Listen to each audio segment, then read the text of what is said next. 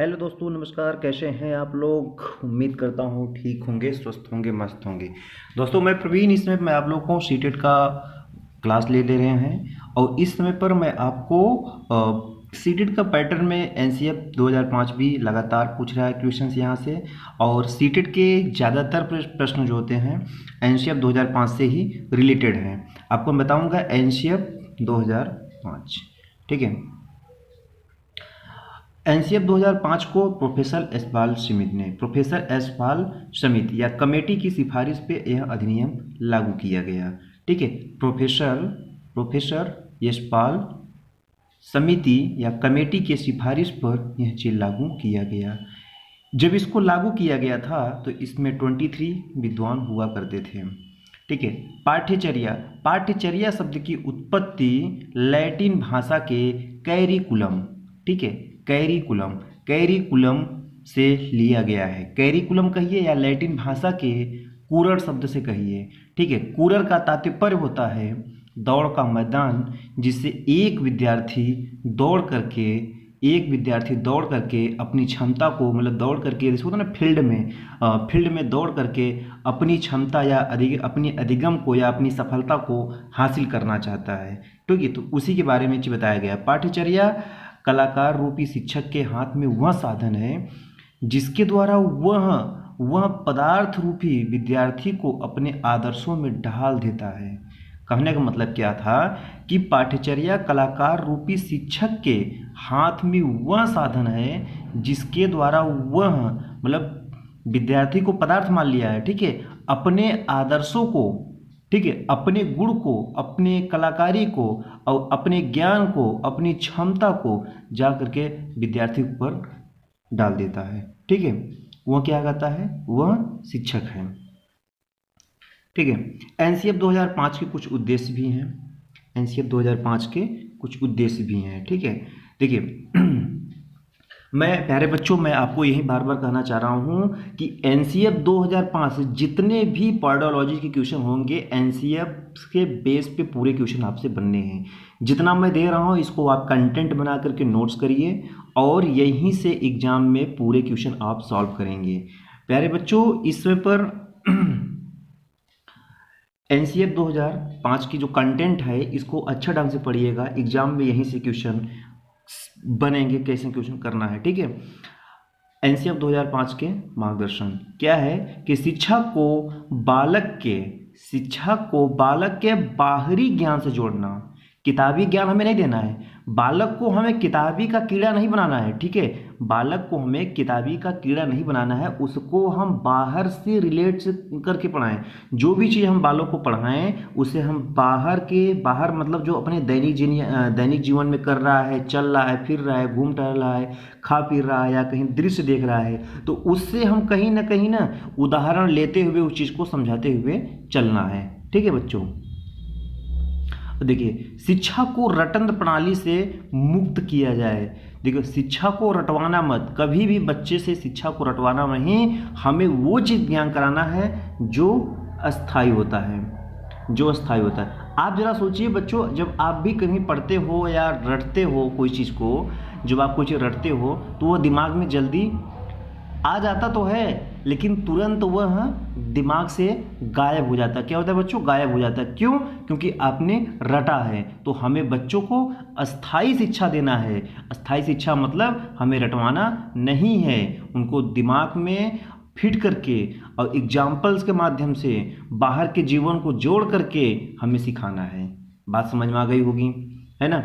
बालक पर सर्वांगीण विकास पर बल देना। बालक के सर्वांगीण मतलब समझते हो, उसके आर्थिक क्या बोलें कि शारीरिक, मानसिक, मतलब सर्वगुण हर एक चीज़ में वह अपना विकास करे, चाहे स्पोर्ट में हो, चाहे खेल कूद में हो, चाहे रहना हो, चाहे व्यक्तित्व की बात हो, चाहे भाषा की हो, सब में उसको हमें क्या करना है? बल देना है। ठीक है बच्चों, अब हम आगे बढ़ते हैं। परीक्षा, हाँ, परीक्षा को, बालक को परीक्षा परीक्षा को कक्षा कक्ष में गतिविधि से जोड़ते हुए लचीला बनाना है। कहने का मतलब ये है कि बच्चों कि बालक को जो जो परीक्षाएं ली जाती हैं या उनकी जो क्लास चलती हैं उनको लचीलापन बनाया जाए। लचीलापन मतलब ये होता है जब चाहे तब आप चेंज कर सकते हो, ज़रूरत पड़ने पे उनके सिलेबस को आप या उनके टॉपिक को या उनकी जो भी गतिविधियाँ कर रहे हैं उनको हम चेंज कर सकते हैं। ठीक है, चेंज करना, लचीलापन मतलब चेंज करना। ठीक है, और राष्ट्रीय नैतिक मानवीय एवं पर्यावरण का विकास करना, बालक के अंदर राष्ट्रीयतावाद करना, नैतिकता का मूल करना, रहना खाना समाज में कैसे रहा जाता है, मानवीय तथा पर्यावरणीय मूल्यों को विकसित करना। ठीक है, पर्यावरण से कोरिलेटेड से उसको समझाते हुए हम आगे बढ़ेंगे। ठीक है, ये हो गया एनसीएफ 2005 की कुछ विधियां हैं। क्या है बच्चों? एनसीएफ 2005 की विधियां।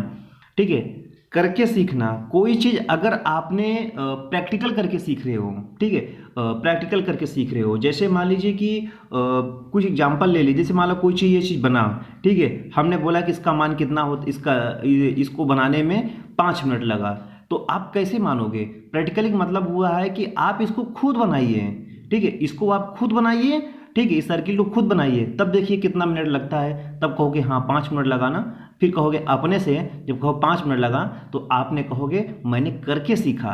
तो ये जो नियम था किसने दिया? किलपैट्रिक ने दिया। किलपैट्रिक ने दिया करके सीखना। ठीक है, अब आगे है निरीक्षण करके सीखना। निरीक्षण करके सीखना, ठीक है, इसको वाटसन ने दिया था। इनका पूरा नाम क्या हुआ? जेबी वाटसन ने दिया था। निरीक्षण करके सीखना, करके सीखना किलपैट, और निरीक्षण करके सीखना वाटसन ने दिया था। कौन? जेबी वाटसन ने दिया था। अब हम आगे बढ़ेंगे। परीक्षण करके सीखना, परीक्षण करके सीखना, परीक्षण करके सीखना विलियम वुड ने दिया था। विलियम वुड ने 1879 जर्मनी के फिलिपिंग थे के शहर में मनोवैज्ञानिक प्रयोगशाला में स्थापित किया था। सामूहिक विधि वाद विवाद सेमिनार कार्यशाला। सामूहिक में जैसे वाद विवाद कोई पार्ट नहीं करते हो ना, जैसे कोई प्रोग्राम होता है, ठीक है, 2 पार्टी होती हैं, एक इधर से प्रश्न उठाता है, एक उधर से प्रश्न उठाता है। ठीक है, सेमिनार आप जानते हो जो कॉलेज के प्रिंसिपल या प्रधानाचार्य या किसी के माध्यम से ऑर्गेनाइज किया सकता है। कार्यशाला होता है जिसमें हम पढ़ाई लिखाई करते हैं, या जैसे कोई साइंस का प्रयोगशाला हो गया, प्रैक्टिकली चीज़ होती है। तो इसमें लिखा है ना सामूहिक बुद्धि, मतलब समूह में कौन कौन से लोग आते हैं। हम ऐसी पढ़ाई करें जहाँ पर समूह के लोग आए, तो वाद विवाद में आ सकते हैं, सेमिनार में काफ़ी लोग आ सकते हैं, और कार्यशाला में आ सकते हैं। ठीक है बच्चों, हम आगे बढ़ते हैं। मिश्रित विधि, ठीक है, क्या मिश्रित विधि? मिश्रित विधि में पूर्णतः अंश की विधि। एनसीएफ 2005 की मुख्य विशेषताएं क्या हैं? ठीक है बच्चों, एनसीएफ 2005 की मुख्य विशेषताएं क्या हैं? एनसीएफ 2005, ठीक है, एनसीएफ 2005 का प्रारंभ टैगोर के निबंध सभ्यता के प्रगति के कथन से होता है। यह रचनात्मक व आनंद बचपन की कुंजी होती है।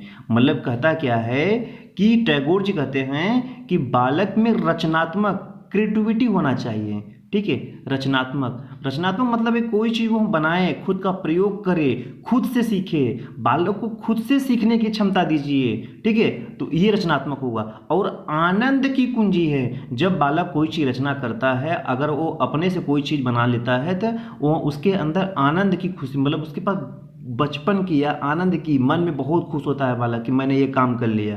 प्रथम विशेषता है कि शिक्षक का प्रारंभ मूर्त से अमूर्त, ज्ञात से अज्ञात की ओर ले चलना है।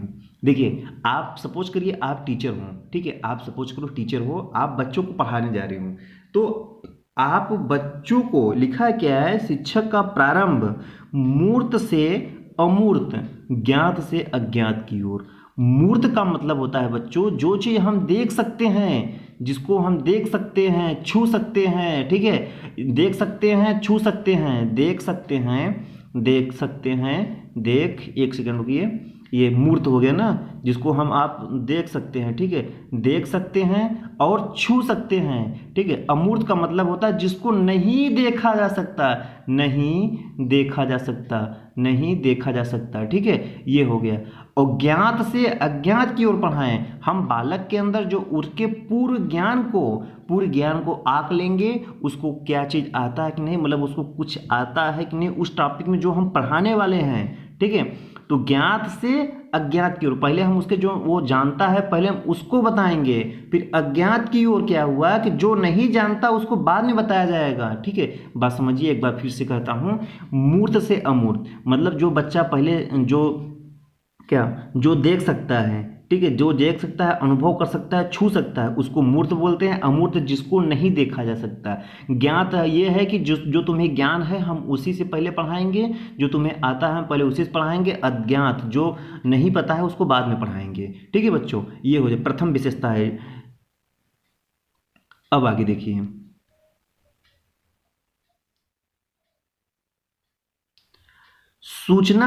सूचना को ज्ञान नहीं मानना चाहिए, ठीक। कोई न्यूज आ गया, कोई जानकारी बच्चा आपको दे रहा है, तो इसका मतलब ये नहीं है कि वो चीज़ वो जानता है, भाई वो भी तो कहीं ना कहीं चीज़ सूचना सुन के आया है, ठीक है। रटने की जगह पर अवधारणाओं को समझने पर बल देना चाहिए। मैंने बताया कि बच्चों को प्रयोगात्मक करना चाहिए, उनके अंदर क्रिएटिविटी आनी चाहिए, उनके अंदर अवलोकनात्मक आना चाहिए, वो अभ्यास से सीखेगा, करके सीखेगा, निरीक्षण करके सीखेगा, ठीक है। ये चीज़ आप बच्चों को ध्यान रखना है, ठीक है। उनको अवधारणात्मक पर बल देना है, रटना है नहीं है, रटना कभी नाम नहीं लेना है बच्चों को। रटने का शब्द हमेशा निगेटिविटी आता है, हम रटने की बात नहीं करेंगे, ठीक है। बच्चे को रटना नहीं है, बच्चे को रटना बिल्कुल नहीं है, ठीक है। खेल देखो, खेल तथा मनोवैज्ञानिक के प्रयोगों पर बल देना चाहिए, उसको खेल के माध्यम समझाइए। खेल को कौन दिया था? फ्रोबेल दिया था, ये जर्मनी वैज्ञानिक थे, जर्मन के थे, इसको फ्रोबेल साहब ने दिया था खेल का। तथा मनोवैज्ञानिक विधियों से समझाना चाहिए, मनोवैज्ञानिक विधियों से समझाना चाहिए। पाठ्यक्रम में विविधता होना चाहिए, चुनौतियों पर बल देना चाहिए। विविधता मतलब समझते हो ना, मैं आपको बताया ना, उसके अंदर अवलोकन होना चाहिए, बच्चे को करके सीखना चाहिए, और बच्चे को बच्चे के अनुसार पढ़ाना चाहिए। बच्चा जैसा चाहेगा उस तरह से शिक्षा लेगा, ठीक है। विविधता होना चाहिए। मोटी किताबों तथा लंबे पाठ्यक्रम का विरोध किया गया। मतलब किताब में जो सिलेबस में वही चीज़ दिया जाए बालक के जो उसको दैनिक जीवन से को रिलेट करती हैं, हमें वही चीज़ वहाँ किताब में रखना, फालतू चीज़ नहीं रखना है, और हमें किताबें का कीड़ा नहीं बनाना है बच्चों को, ठीक है। पर विरोध किया गया है। अब हम आगे बढ़ते हैं।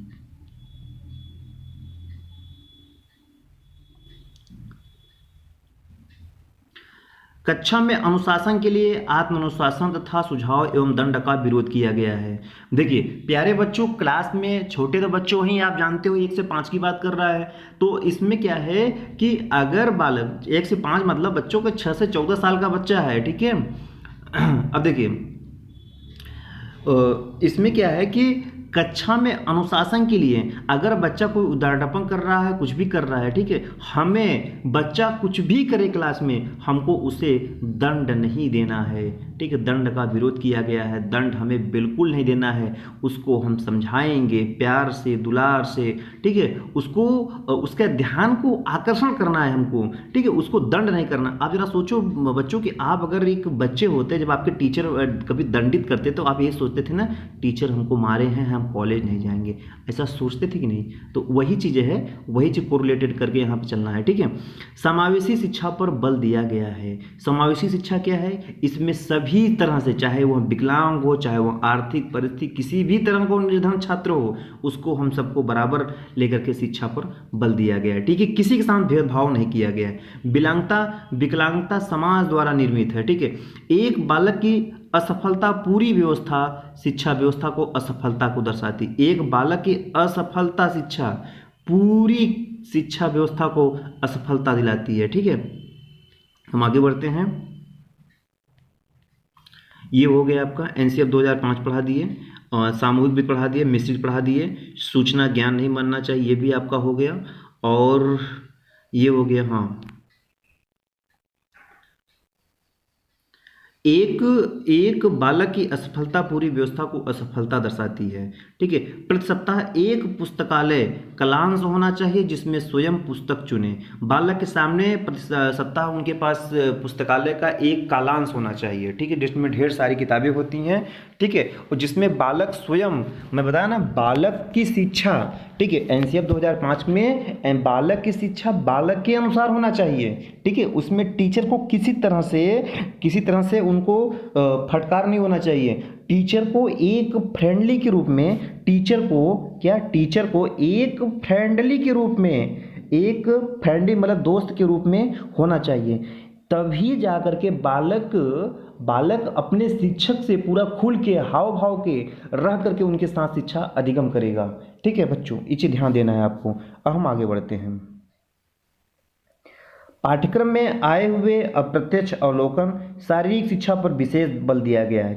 जी हाँ, शारीरिक शिक्षा पर, क्योंकि आपको पता है कि शारीरिक शिक्षा में होता क्या है। शारीरिक शिक्षा हम लोग करते क्या हैं, जैसे शारीरिक शिक्षा को जैसे हम लोग फील्ड में कभी पीटी करते हैं, रनिंग करते हैं, गेम खिलाते हैं। ठीक है, खेल के माध्यम से खिलाते हैं, तो सब उसमें आ जाते हैं। इसमें शारीरिक, मानसिक, बौद्धिक, ठीक है, चारित्रिक, सामाजिकता, सब तरह से इसमें बल आता है। ठीक है बच्चों, ये चीज़ आप ध्यान रखना है। बालक में रचनात्मक विकास पर बल दिया, मतलब कोशिश किया जाए कि बालक जो भी काम करे, बालक को खुद पर उसको छोड़ दिया जाए। पहले बालक को करने दो, फिर बालक नहीं कर पा रहा है, फिर हमको सपोर्ट करना है। बालक खुद से रचनात्मक करे, क्योंकि बालक जब खुद से मेहनत करेगा, खुद से सोचेगा, तो उसकी जो ज्ञान होता है स्थायी होता है। बच्चों समझ में आ गया ना। हम आगे बढ़ते हैं। गतिविधियों पर आधारित होना चाहिए। गतिविधियां मतलब बताया था कि जो हमारे दैनिक जीवन में चल रही है, उससे हमको रिलेट करके उनको हम पढ़ाएंगे। ठीक है। शिक्षा बिना बोझ के रिपोर्ट में मूल्यांकन के लिए सुझाव दिया गया है। ठीक है। सतत एवं व्यापक हो। सतत मतलब कि जो कंटिन्यू शिक्षक, मतलब ये शिक्षा है कंटिन्यू चलते रहे, और व्यापक मूल्यांकन हो। खुली पुस्तक परीक्षा हो। 10वीं 12वीं परीक्षा को ऐच्छिक करने का सुझाव दिया गया। शांति शिक्षा पर बल, शांति शिक्षा पर सभी समान रूप से विकास करने के लिए गया है। कला शिक्षा पर बल दिया गया है। काम आधारित पर औद्योगिक और व्यावसायिक पर शिक्षा दिया गया है। ठीक है, औद्योगिक और व्यावसायिक शिक्षा पर दिया गया है 1 से 2 तक। हाँ देखिए प्यारे बच्चों, सबसे बेहतरीन क्वेश्चन है कि कक्षा 1 से 2 तक कोई होमवर्क नहीं देना है बच्चों को, ध्यान देना है। क्लास 1 और 2 में अगर बालक आपका पढ़ रहा है तो उसको हमें कोई होमवर्क नहीं देना है। ठीक, कक्षा 3 से 5 प्रति सप्ताह 2 घंटे का होमवर्क, कक्षा 6 से 8 प्रतिदिन 1 घंटे का तथा 9 से 12 प्रतिदिन 2 घंटे का होमवर्क दिया जाना चाहिए। बात समझ में नहीं आई, फिर से बताते हैं। देखिए, कक्षा 1 से 2 तक कोई होमवर्क नहीं देना है, ये बात अलग हो गई। ठीक है, ध्यान से देना। कक्षा 3 और 5 प्रति सप्ताह 2 घंटे का होमवर्क। 3 से, अगर कक्षा 3 और 5 3 से 5 तक के लिए 2 घंटे का होमवर्क हमें देना है। 6 से 8 क्लास के लिए 1 घंटे का होमवर्क। 9 से 12 2 घंटे का होमवर्क दिया जाना चाहिए। ठीक है। शिक्षा में नवीनता, तकनीक जैसे कंप्यूटर शिक्षा पर बल देना चाहिए, क्योंकि बच्चे को आजकल पूरी दुनिया कंप्यूटराइज हो जा रही है। क्या है? कंप्यूटराइज, सब कुछ ऑनलाइन डिजिटल के माध्यम से चल रहा है, तो बच्चों को कहीं ना कहीं कंप्यूटर के बारे में नॉलेज देना जरूरी है। ठीक है प्यारे दोस्तों, आज क्लास के लिए मैं इतना ही रखता हूँ मेरे दोस्तों, कि मैं उम्मीद करता हूँ कि आने वाले समय में सीटीटी के पेपर के आने के पहले मैं आपको सब चीज़ अपने ऑनलाइन के माध्यम से बताने के लिए कोशिश करूँगा। तब तक के लिए आज की क्लास बस इतना ही। धन्यवाद।